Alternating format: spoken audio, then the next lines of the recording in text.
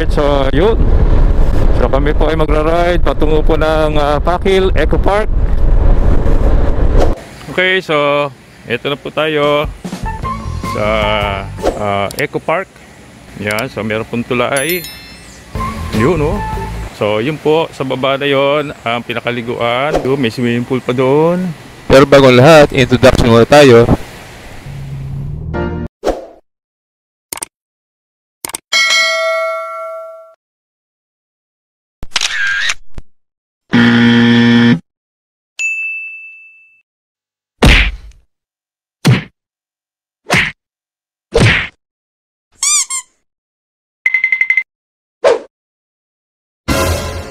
Layo na narating.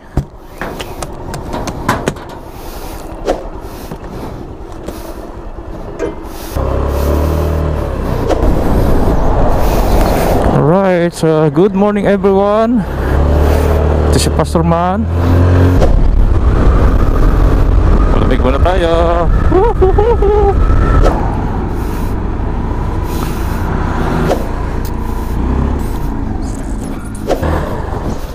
Good morning.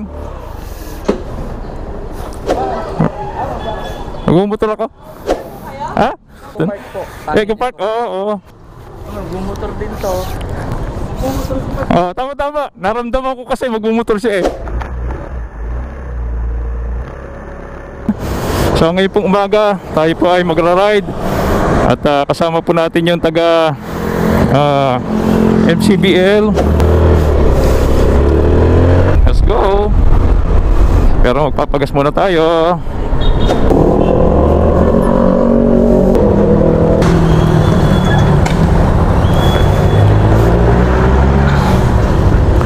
Okay na?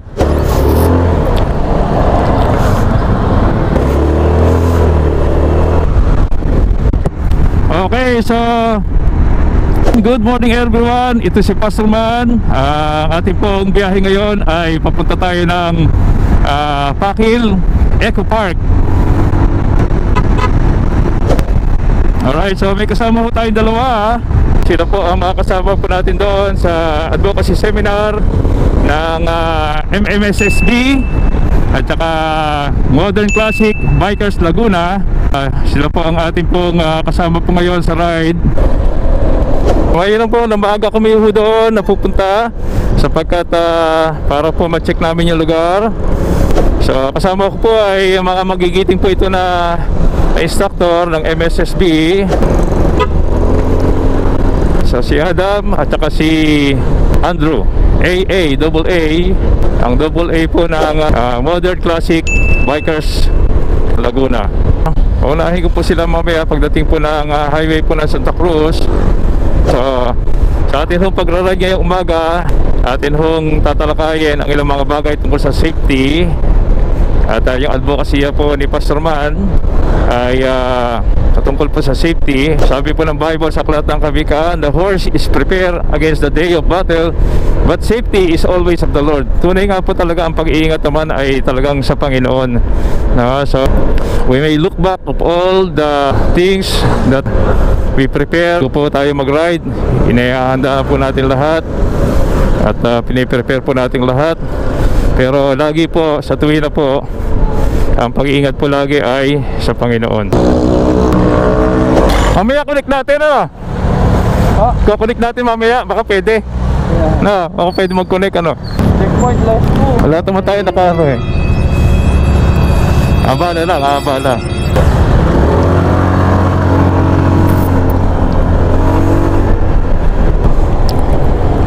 Good morning po.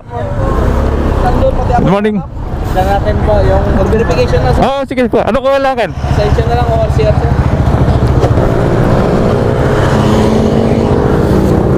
Ano lang po niya? Re-raise to lang yung June. Ito po yung ano. Okay na? Okay na? Sige, thank you.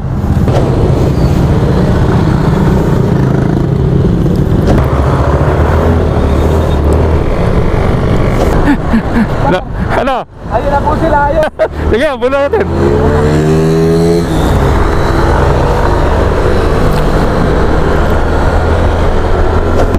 Ang ating po mga kasama, pareho naka-Aerox. Siya po ay naka Motorstar lamang po, ano ha. Pero kahit pa paano, sa takbong pogi po ay okay na.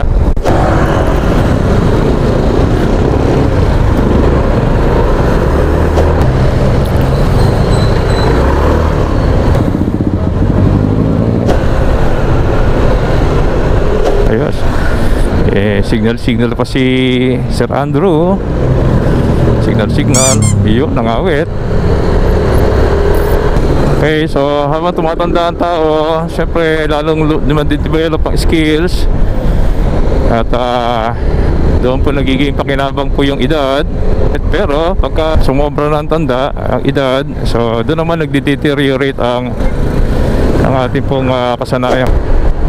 A few moments later. At finally ay dumating na kami sa area na kung saan papasok kami sa looban para pupuntahan po yung Pangil Eco Park. Pupunta ito na, Eco Park na.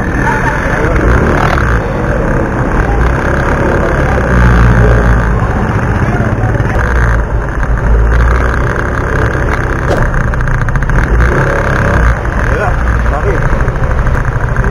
Oo, ito rin magbabayad dito. Mag-e-entras dito. Mag-e-entras dito.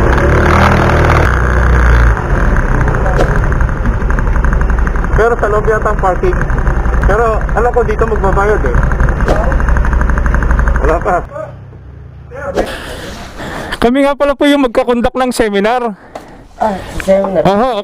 Opo, advance party lang ho kami, pero kasunod na namin yung advocacy. Meron pa ho ba kami bayad? Kasama ko namin Oo pa, doon ang parking eh. Dali.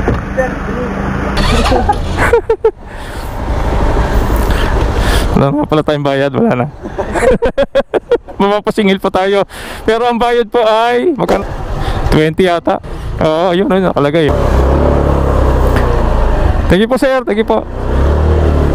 Alright, so magbabayad sana kami, pero wala na rin pong bayad dahil isa nga kami sa safety seminar.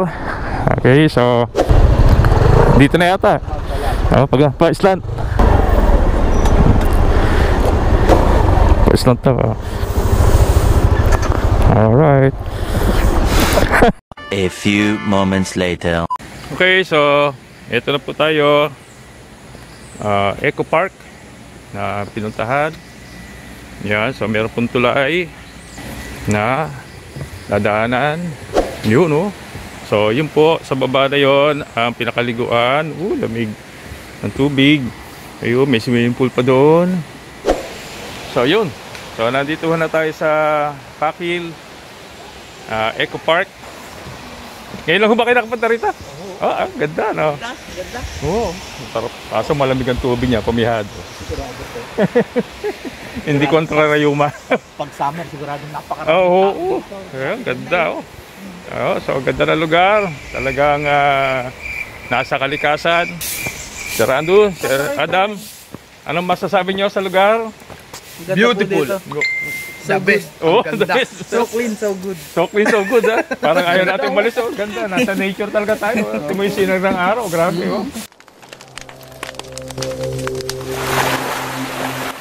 Oh, talaga, oh. Lalo siguro nga parting December, malamig-lamig dito. Hindi kayo maligo dito. Grabe. Okay, so ito po, Pakil River Eco Park. Ayan na po, nagdadatingan na po sila. Magandang umaga po. Magandang umaga po. Ang ganda ng lugar nyo. Pati ho kayo magaganda. Nang bola pa. Totoo ho yun, totoo. Yun, sa Pasalubong Center. Ayun na pala ang venue. So, ayun. Ayos. Ang ganda. So, antay po natin, ano oras po? 7:30. Mga 7:30. 7:30. Going 8, ano.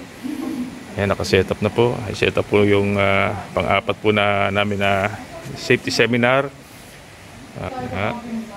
So, may pupuntang motor rin. Pupunta po si Aba, Motoray, ah. tsaka po si Mototech. Ang purpose po ng seminar po na ito, safety seminar, hindi lang po para bigyan po ng awareness sa mga tao po concerning po sa safety. Kung hindi, i-encourage po ang bawat mga kababayan natin na magpalisensya sapagkat ito po ay kinakailangan sa atin ng pagdadrive o sa pang-araw-araw po na buhay kung tayo po ay nagmamaneo, nagmumotor upang maging legal po yung ating pong pagdadrive sa karsada o saan man tayo pupunta. At dahil nga po nagdatingan na po yung mga constituent ng pamahalaan po ng Pangil, ay inumpisahan na po namin ang safety seminar. Bawat lecture po ay may magagandang mga topic na dinidiscuss. Nakikita ho natin, meron po tinatawag na Salamat sa Panginoon. Ang aking pong topic is all about safety mula po sa salita ng Diyos. Paglalakbay ay sabi nga ni Sir Nel ay inuumpisahan po natin sa panalangin. Dapat po ito ay At lahat pong ito ay libre at meron po prizes sa raffles po na pinamimigay after po ng seminar. Mula po sa ating po mga sponsor na partner po ng Safety Advocacy Seminar ng MSSB at MCBL. Kasama na po ang certification na gagamitin mo sa pagpapalisensya. At sa bawat pag-lecture po natin sa safety seminar ay bibigay po tayo ng libreng Bible para sa lahat po ng participants. 1 hour later. Alright, so ewan ng konti si Adam.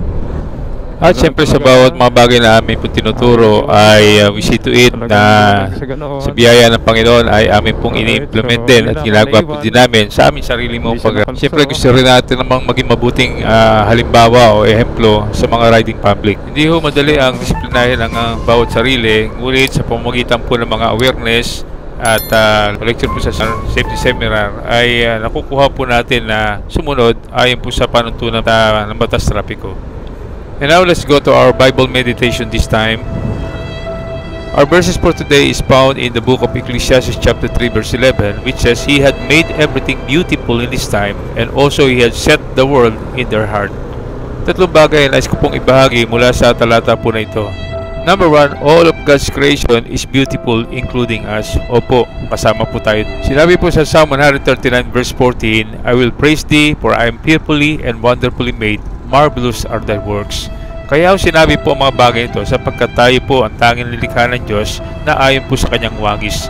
Kung sila po ay mayroong tatlong persona, ang Ama, ang Anak at ang Banal na Espiritu, tayo po ay may body, soul, and spirit, na kung saan ito po ay pinattern ayon po sa kalooban ng Panginoon. Kaya po sa lahat ng nilikha ng Panginoon, tayo po ang sentro ng Kanyang pong pagmamahal.